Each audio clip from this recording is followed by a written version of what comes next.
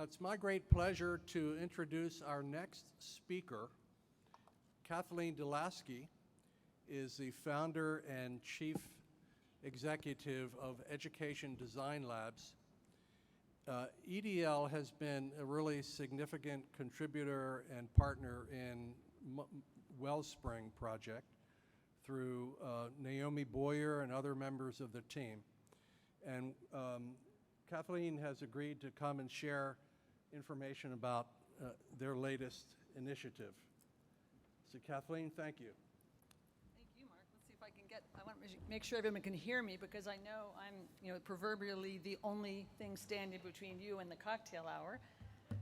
Can you hear me? I know that it's been, yeah? Thumbs up all the way in the last row. Excellent. So I'm not going to talk about the new initiatives at the Education Design Lab. I will just say about the lab, at the very end, I'm going to shamelessly promote the panels that my colleagues are on. If all my colleagues could raise their hand, we have this great section over here, right? I wanted to introduce them. And there's some over here, also over there, thank you. And I also wanted to introduce Bill Hughes, our new president, who will be, he's in the front row. So he'll be taking over for me as CEO in August, and very excited. I've been to, these conferences every year before COVID for many years, and he'll be taking over for us in this role and many other roles. And one of the things I'm going to be doing is working more on the thought leadership aspects, and I don't know, those of you who know me may know some fun facts about me, that before I was in education reform, I was a journalist for 15 years. And when I left journalism, I really went into a role working on social movements, building social movements. And I see this, what you've been hearing about today and what we'll talk about tonight here, is really the next really important social movement to build upon. And I want to, talk a little bit about how social movements, how they get brought about, and sort of what the strategy behind social movements. My first job in this role was in the early 90s. I was the head of public affairs at the Pentagon, brought in by Bill Clinton, and it was just after the Cold War. And we had very much, the problem was we lost the superpower construct, and there was a power vacuum, and what were we going to do? We just felt we needed to expand NATO. And my job in part was to convince the American public that it was a good idea to include and invite countries they'd never heard of, because they were brand new countries, independent from the Soviet Union, to join NATO. One of them was Ukraine.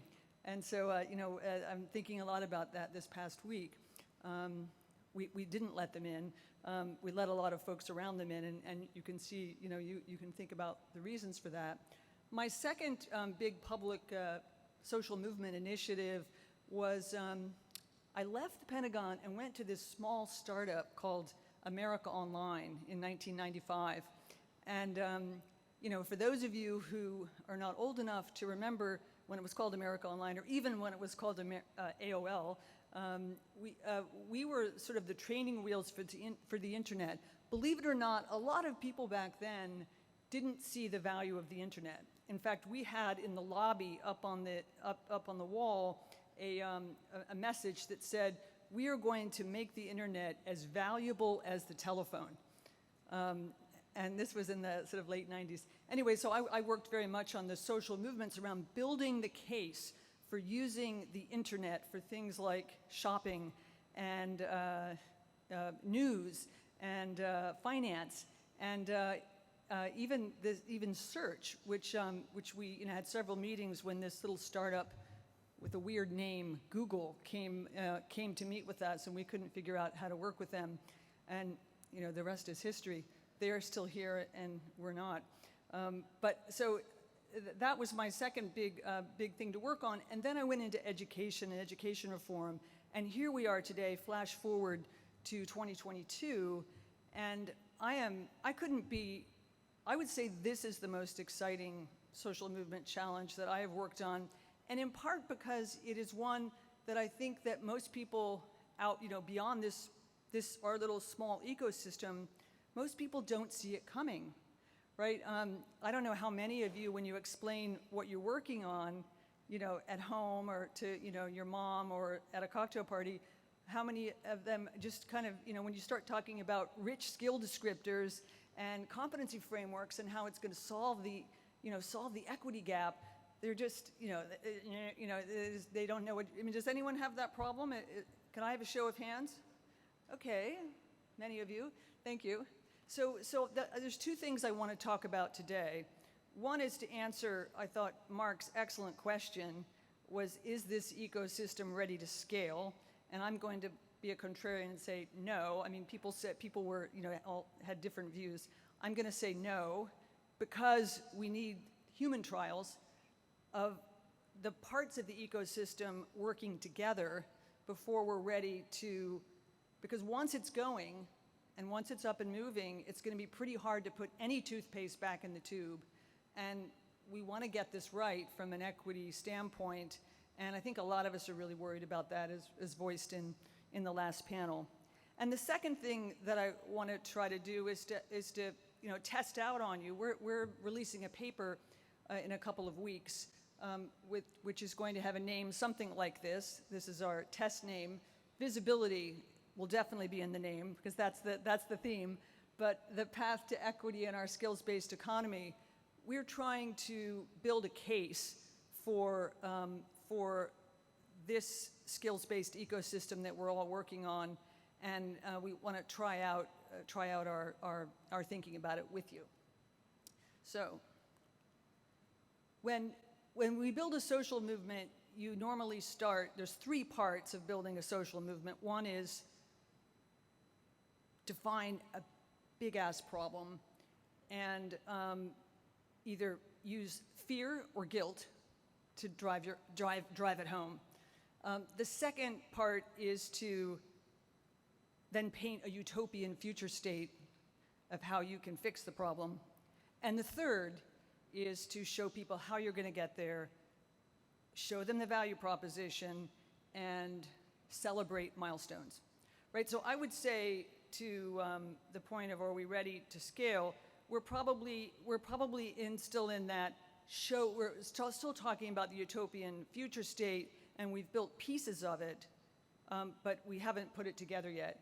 So starting with what is the problem, we always start with a design question at the lab, whether we're building an intervention, working with a college, with students, whether we're building a pathway, or whether we're talking about an entire ecosystem like this.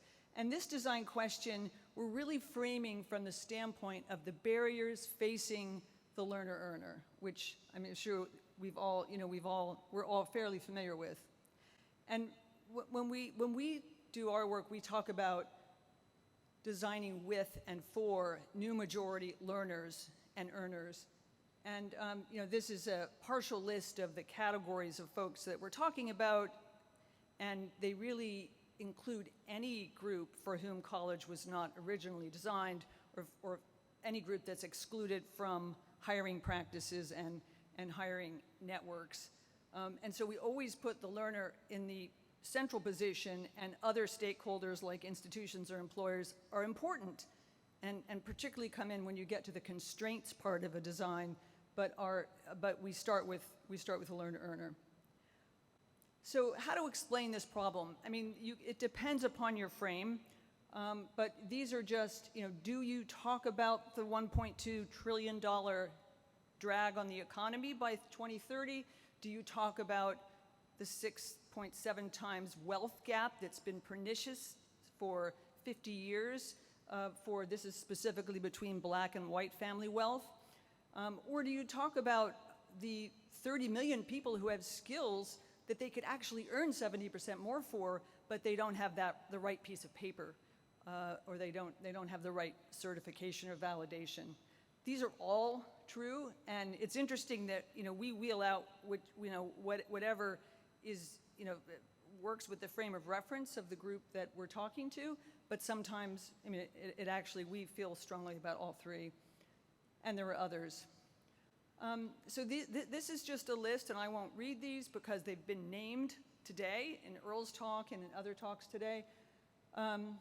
These all really, point to the barriers and the need for visibility. We see visibility as the thread that connects across all of these, and we feel that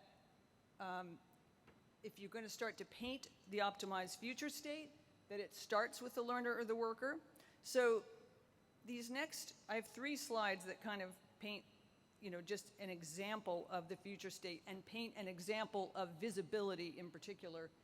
And this is just, one example where you could look at a cloud, somebody who's thinking about a cloud pathway, and they can see, a learner or worker can see both where they can take the pathway as well as where their skills match up to it currently, so what it would take for them to get here. This is not, amazing to any of you. This is a lot of what a lot of us work on, but this is, just think about it from the standpoint of if we map the entire hiring ecosystem like this and map the skills match and skills adjacencies, wow, and if we could all see that all the time, that would solve one piece of the problem.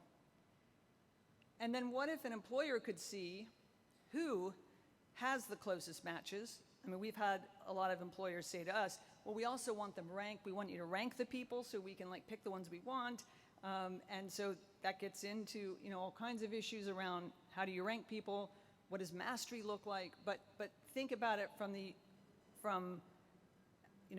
at the base of the possibility. It's really about visibility into candidates wherever they are, no matter if you worked with their aunt and they knew you in college. It's really, this removes the barrier of professional networks in an ideal world, et cetera. So a number of groups are working on this piece as well. And then what if colleges or any learning provider, could be an employer, in this case too, a learning provider, can see all the skills that are needed in a track and the commensurate job opportunities and salary opportunities. So this piece, again, a lot of us are working on this. In fact, the lab is working on this as well. We are working with 22 community colleges to map out micro pathways with their credentials, working with the college and their employers. And just in the past year, we've done 30 of these through the Community College Growth Engine Fund, and we have probably 20 more on tap to do this year. And so we now can share, we have visibility into these pathways that any other college we can share with. We were meeting with a college this morning that said we're looking for, we're looking for a healthcare IT pathway. Okay, we've got one, we'll share it with you. Visibility. These are obviously small examples, but again, when mapped across the whole system, wow, wouldn't your life be easier as if you're any one of these categories? Does it get us all the way there? No, but we can talk about that in a minute. The point is, visibility is the linchpin of the skills-based economy. Okay, so I think we've made that point. That is part of the case. If we could see everything. So how do we get there? What's the path? I always find it's useful to look at the broken system if you want to then talk about the ideal system. The broken system is linear, high stakes, and broken. This, you could say, is one person's journey. In the paper we're going to lay out, you're going to meet a particular woman who is a Navy sailor who this was her path going through the old system, where she's having trouble connecting all the pieces of her learning record together. She has incomplete translation of her experiences into skills. She has a lot of skills, but She can't really put them on her resume because she doesn't know what language to use. She only did a couple courses in community college. That doesn't really count then. And so her resume is incomplete and obviously unverified and not machine readable. And so she applies for jobs, but a lot of those jobs are not in the language. She has not been read into the secret code of what algorithms, search term algorithms, the faceless algorithms will be using when they're screening out people. And if she does meet a person, she may be told to go back to school because she needed a degree for that role. You know, I don't need to take you through this whole story, but we would need to take a lot of people through this story that aren't familiar with how the current system works, right? But this is just a snapshot to set us up for what needs to be reinvented and reimagined. These are, you know, sort of, we would argue the 5 phases of the job readiness and hiring system that need to be redesigned. And good news, as you heard from this panel and a lot of the work for the past 5 years, a lot of this is underway. But the reason, Mark, that we would argue that the system isn't quite ready to scale is that what's underway are individual pieces of this, and that we do a huge disservice to learners and earners if we don't test out the connective tissue before trying to go, you know, larger than component pilots for this work, we would argue. And so what does this need to look like, and what do we need to do to get there? So we would ask you to consider thinking of the ecosystem as a virtuous circle, or cycle, as some people like to call it, and a visible one, of course. We would argue that. And this is a world where learning experiences, and this piece is already happening a lot of, but where they're competency-based and linked directly to employment, of course, where you can access these experiences either from school or from work, and that they're mapped across the employment landscape, and that you can see the opportunities for learning no matter where you are. If you have a job, you can see, oh, what would it take to upskill? What would it take? Oh, do I need to pull in? Do I need to go get this from another provider? And that first step is then connected to an important second step, which we would argue is less developed. So a lot of work going on in step 1, not a lot of work going on yet in step 2. Step 2 is, why is it that 95% of learning, which happens outside the classroom, is not validated in any way that a person could get hired on? Or, I mean, there's obviously exceptions. But, you know, we are working at the lab, and a number of others are working on something we call X-Credit, experience credit. And our project leads are here for that today, Tara Laughlin and Naomi Boyer. We strongly believe, as do others, and Walmart is funding this work, that you should be able to validate your skills and use that as a hiring currency, not just as a school credit, so not just for credit for prior learning, but also for job credit or hiring credit. This is a really underdeveloped area that needs to get worked on in order for people to really not be excluded from the virtuous circle. Number 3 is learner wallet, and there's a lot of good work going on here. Obviously, I think the question is, I love the question about could we use our phones as a learner wallet, and that obviously got to the point about ubiquity. We believe that the learner wallet must be ubiquitous. The training for learners and employers, well, for learners must start happening in high school so that the value proposition is clear. And then employers have to understand, you know, how to read it, how to, you know, how to access it from the standpoint of finding folks. And then the 4th piece is this resume of the future. And obviously, you heard from Smart Resume, they are you know, headed in a super good direction. and we're proud to call them friends. The resume of the future has to be, it has to be a living document, obviously, that is, may have to fulfill some of the advising role to the extent that that can be tech-enabled. But if it just is your way to digitally represent your verified skills, that's only part of the puzzle, right? I mean, how can you turn to discoverable mode so that employers can find you? Can you stack skills and rename them and rethink them and recluster them in ways that will make you more attractive? These are the things that LinkedIn does not do, that this fourth bucket needs to handle. And then the reason it's continuous cycle is that whatever your expressions of your digital identity on your smart resume or your resume of the future would be, you need to be able to then supplement and take it back into the next cycle and so forth. So this is obviously any of us could think of this. The question is, what does it mean as a whole in terms of what's the work to be done?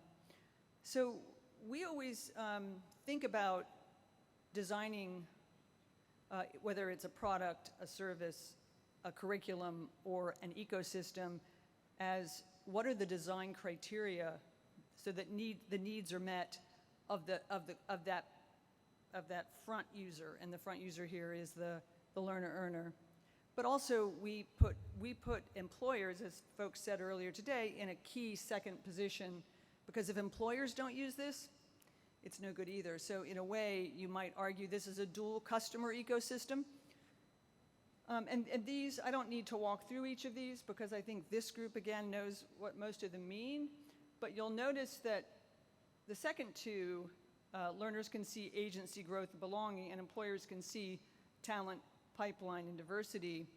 These are the keys to the value propositions for those two key users. And if we don't demonstrate those, even in the pilot stage, we will lose a big portion of the population, and probably it always works this way, right? It's the part of the population that needs the tools the most is often the group you lose. And then I think I'll just make one other comment here about employers and learning providers talk to each other. That's something that we see in our work when we're building micro pathways, is that if you can get the employer in the room with the learning provider to co-design a pathway, as one of our college leaders said from CUNY, that's when the magic happens, right? The hard part is getting them together. So, incentive structures and collaboration points, how can we pull that off? That is really key. And then lastly, I wanted to, kind of leave you with, I've got one more slide after this, but I wanted to make sure when we talk about how do we get there, remember that third stage of the social movement, how do we get there? We've got three categories, and these aren't the only stakeholders, but let's, for purposes of having a short talk, these are the three we thought we would bring up today. Obviously, states have so much to do around,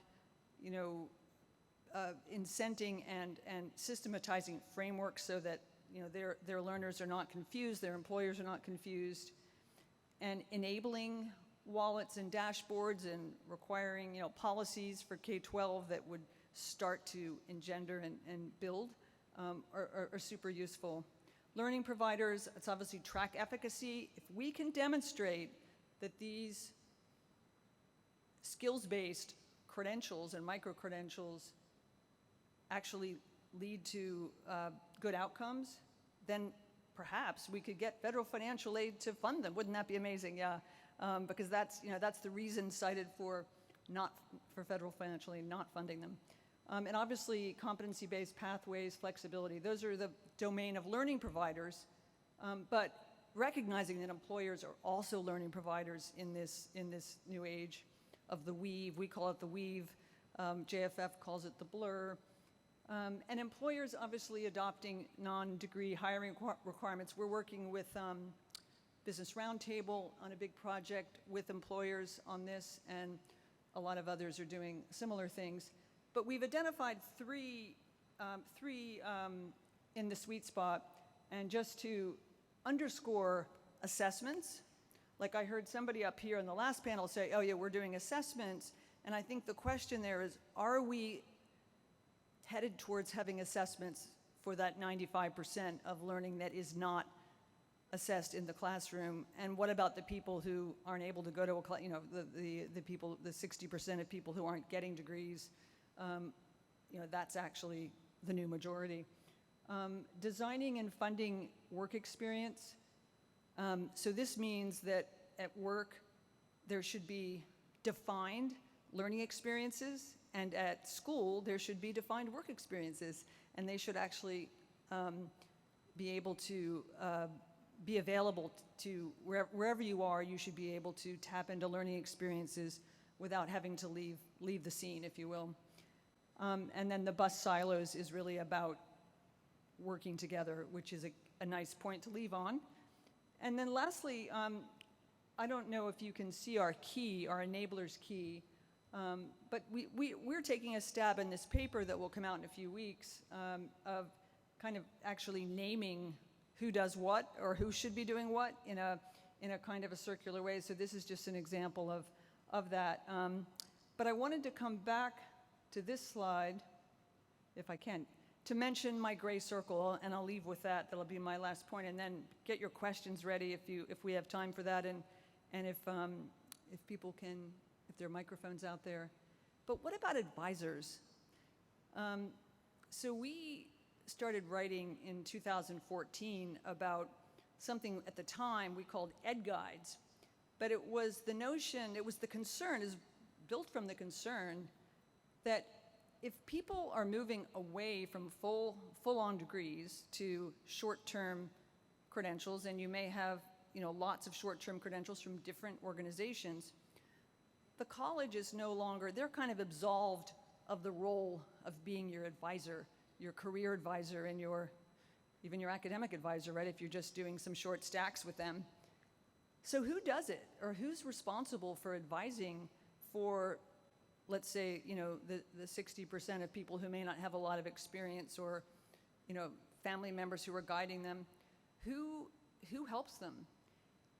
And we argue, and we made the case in 2014 and had, you know, a bunch of meetings with the Department of Education, that federal financial aid in the future should cover what we were calling ed guides. And that should be part of your right as a, you know, as somebody who's navigating the ecosystem, that you should have an ed navigator, in the same way that at the same time the American CARES Act was, you know, fashioning the new healthcare system, and they actually put in the plan health navigators. I know I used one actually when I had to enter the you know, the market, and it was super helpful. You know, they were funded by the insurance companies, had to pay into a pool. Anyway, this is an idea that we're hatching and would love to build. We've been hatching it for a long time, and it hasn't happened yet, but we feel like one reason people couldn't get excited about it before is that they didn't necessarily understand what was coming. But now, you know, it's almost here. And so these are the kinds of things that we need to do to make sure that this system is equitable. Let me stop there and see, I don't know, Mark, how much time we have maybe 5 minutes? 2 questions? Does anybody, or comments?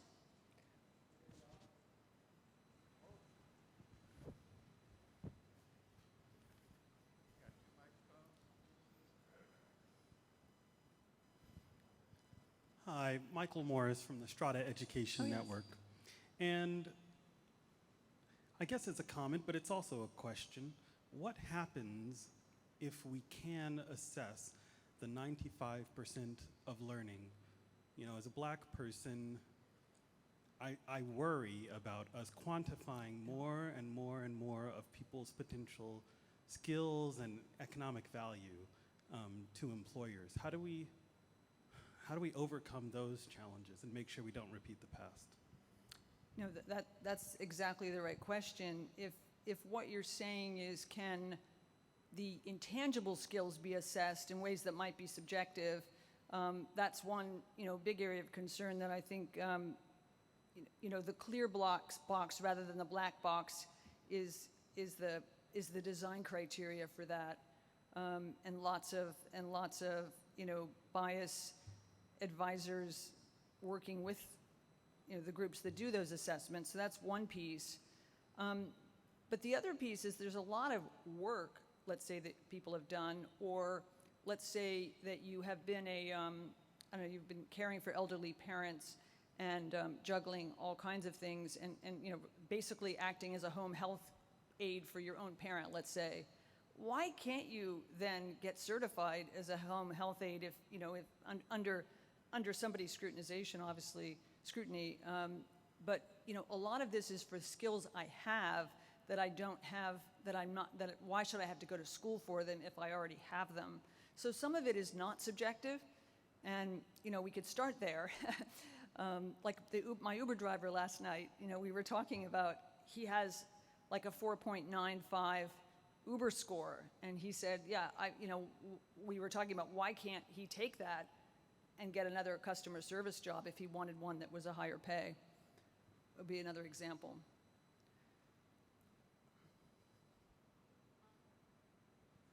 Is it on? Yeah, it's on.